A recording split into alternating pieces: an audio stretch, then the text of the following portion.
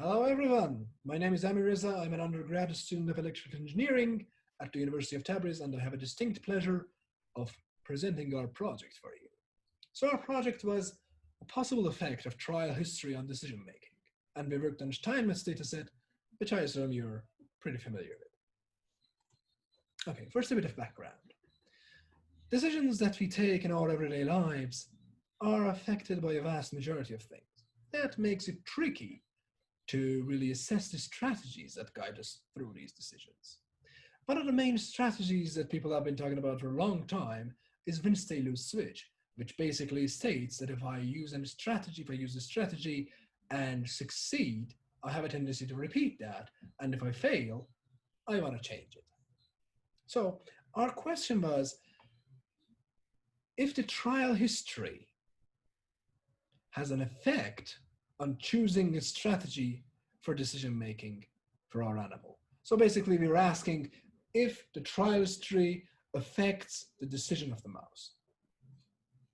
What did we do?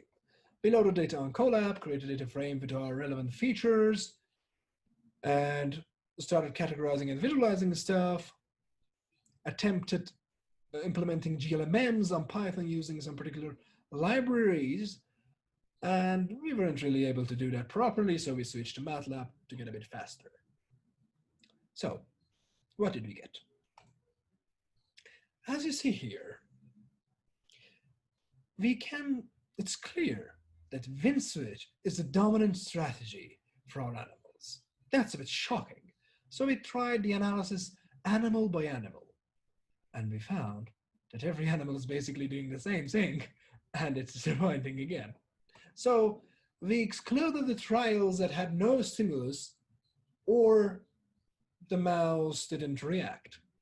But we found that it's win switch again. Oh, dang it. So at the end, we didn't have solid results, but we can share our rough ideas and our experience. First of all, what do I think we did wrong?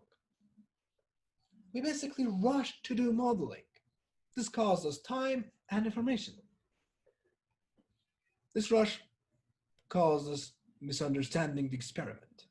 We totally misinterpreted the task that the mice had to do in the trials that both contrasts the contrasts on both sides are the same. So this misunderstanding caused us days. So it's better to always read the methodology thoroughly before starting to work with data.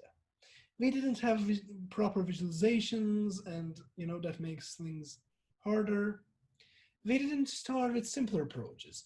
We just wanted to work with generalized linear mixed effect models, and we weren't able to use them properly, and that caused us time and frustration. And sometimes we use irrelevant predictors for our models. It's really, really very key to use relevant predictors that make sense. But we did get some rough ideas on some conclusions, some possible conclusions.